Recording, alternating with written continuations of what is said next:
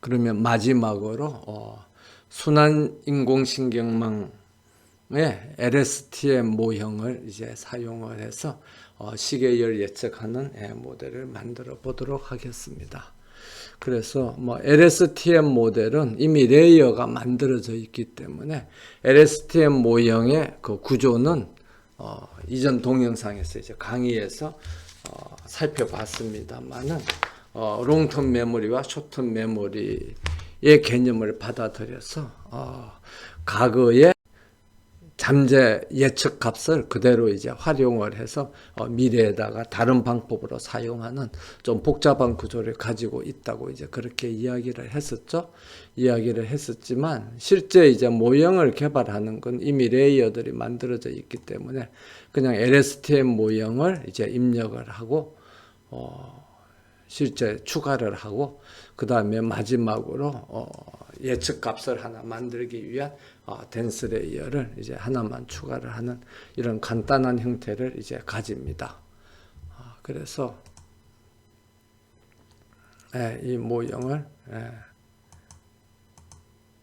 실행을 하고 그러면 이제 입력되는 그 입력 윈도우의 차원하고 이 LSTM 모형이 적용된 그 결과 만들어지는 이제 출력 윈도우의 차원을 우리가 한번 보면 지금 24시간 동안 샘플 사이즈가 이제 32개이고 19개의 변수를 이제 피처를 사용해서 과거 24시간 동안의 데이터를 이렇게 사용을 해서 이제 입력을 하고 출력은 두 가지 방법으로 할 수가 있는데 하나는 그 강의 튜토리얼에 나와 있는 것처럼 이렇게 처음 이제 예측하려는 것은 과거 24개의 데이터를 사용을 해서 미래 하나의 데이터만 예측하는 게 이게 이제 원래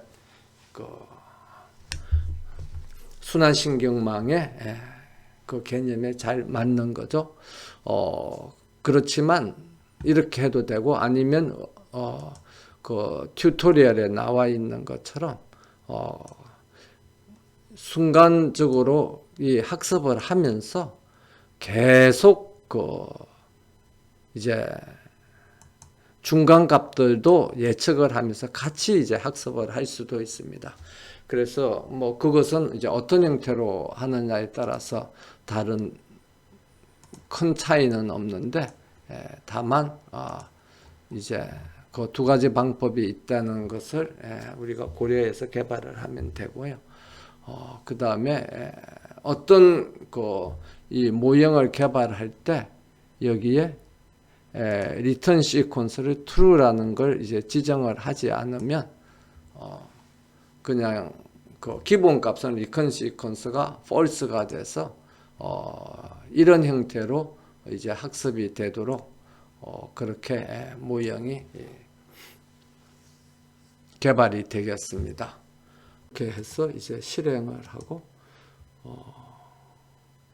그 다음에 학습을 시키면 학습이 이루어지는 걸 볼 수가 있습니다.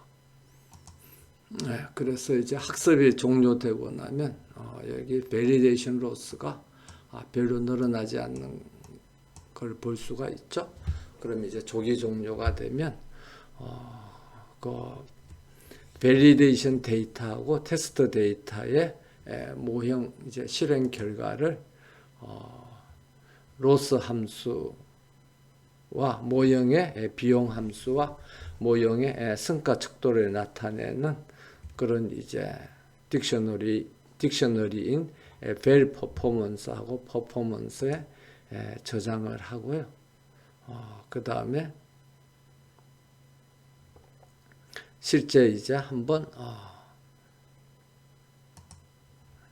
플러팅을 해보면 이렇게 되는 걸 볼 수가 있습니다. 그래서 사실 우리가 이제 예측하려는 거는 이렇게 해서 과거에 이제 한 개 미래의 이제 한 개의 시점에서 데이터를 이제 예측하고자 하는 건데 중간에 이렇게 같이 학습을 하면서 그 학습 결과를 사용을 해서 이렇게 중간 결과도 같이 보면 실제 순환신경망에서 데이터들이 이제 어떻게 예측되는가를 볼 수가 있습니다. 그런데 여기서 이제 보는 바와 같이 예측이 꽤 잘 되는 걸 볼 수가 있죠. 그러면 이렇게 다 저장을 했으면 이전까지 개발한 이 여러 가지 모형들, 리니어 모델이나 뭐 댄서 모델이나 멀티 스텝 댄서 모형이나 아니면 콘보루션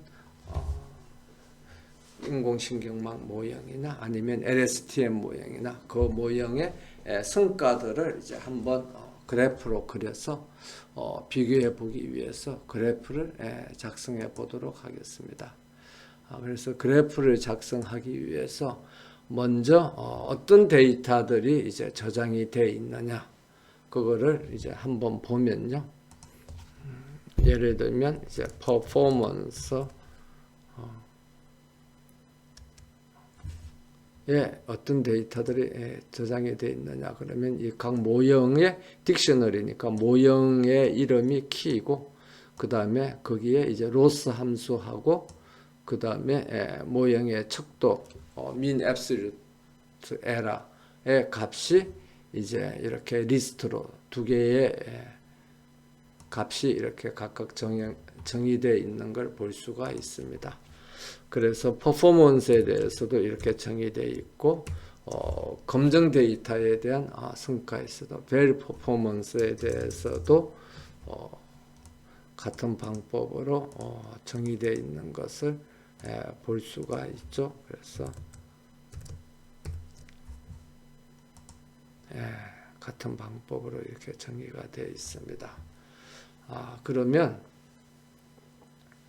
이 퍼포먼스에 지금 하나, 둘, 셋, 넷, 다섯, 6개의 모델이 들어가 있죠.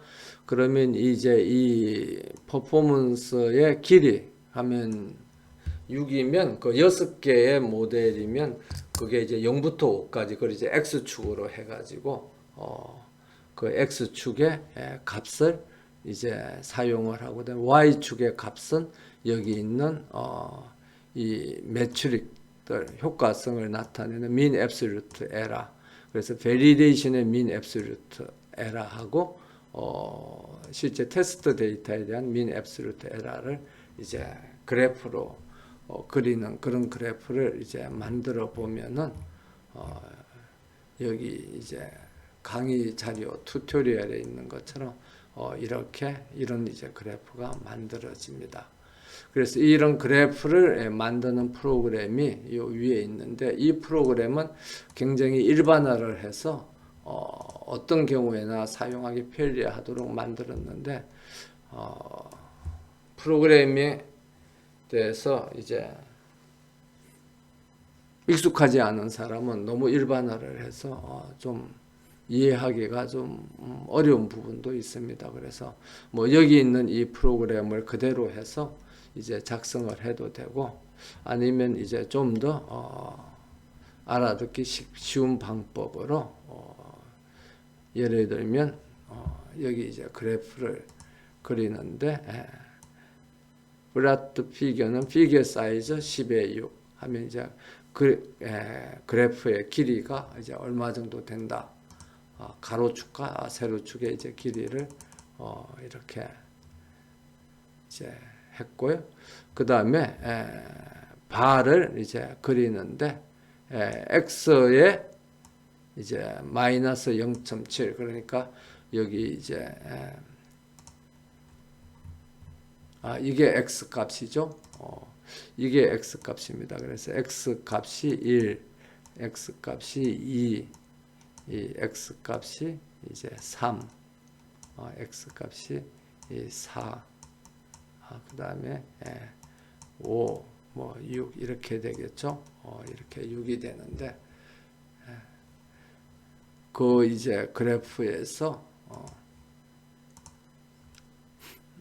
중간에서 좀 폭을 0.3으로 하니까 0.3의 반은 0.15잖아요. 그러니까 0.15보다 좀 더 옮겨가지고 마이너스 일치되는 시점에서 이 validation의 mean absolute error를 이제 y 값으로 하고, 그 다음에 또 다른 이제 바를 막대 그래프를 그리는데 x 값에서 플러스 0.17을 해가지고 테스트 민 앱솔루트 에러를 이제 그리라 하면 되는데, 그러면 베리데이션 민 앱솔루트 에러하고 테스트 민 앱솔루트 에러를 이제 만들어야 되겠죠.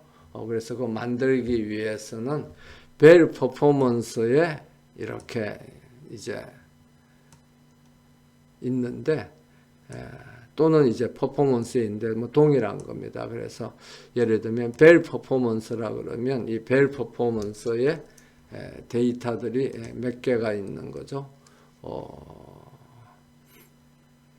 0, 1, 2, 3, 4, 5 해서 6개가 있는 거죠. 그럼 벨 퍼포먼스의 values 하면 요 앞에 있는 게 키이고 뒤에 있는 게 value입니다. values 하면 이제 이 6개의 요 리스트를 포함하는, 그러니까 value들로만 포함된 이런 이제 리스트가 만들어지는 거죠. 그럼 그것을 이제 V라고 가지고 오면 요 하나가 각각이 V가 되는 겁니다.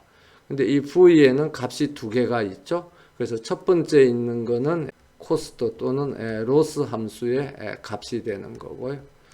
두 번째 게 매출이익인 민 앱솔루트 에러가 되는 겁니다. 그래서 우리는 뭘 가지고 와야 되죠? 두 번째 걸 가지고 와야 되니까 첨자가 1이 되는 겁니다. 그래서 V1, V1을 가져와서 그걸 가지고 리스트를 만들어라. 그러면 요 두 번째 값들만으로 구성되어 있는 이런 리스트가 만들어집니다. 그래서 벨 퍼포먼스에 대해서도 그런 리스트를 만들고, 퍼포먼스에 대해서도 그런 리스트를 만들어서 그것을 벨 퍼포먼스에 대해서 만든 거를 벨 민 앱솔루트 에러라고 그렇게 이야기를 하고, 퍼포먼스에 대해서 만든 거를 테스트 민 앱솔루트 에러라고 그렇게 이야기를 하겠습니다.